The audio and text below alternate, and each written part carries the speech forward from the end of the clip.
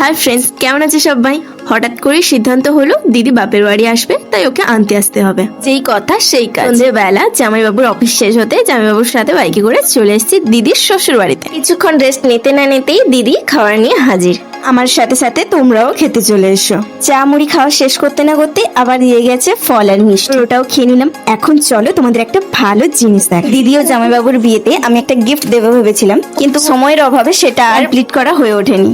আবার যেহেতু দিদির শ্বশুর বাড়িতে এলাম, গিফটটা তাদের দিয়ে দিলাম। দেখা যাক এবার আমার এই ছোট্ট গিফটটা ওদের কেমন লেগেছে। চলো তবে পরপর ভিডিওটা লাস্ট পর্যন্ত দেখতে থাকো।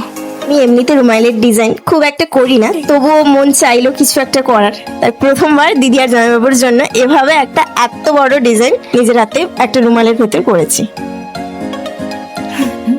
আমি প্রথম থেকে দেখিনি এত হাইট ছোট। আর একটু রোগা হতো।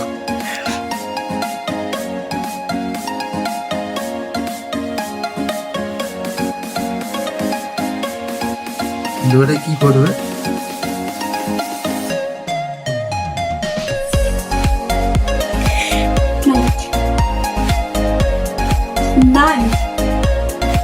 Thank you thank you.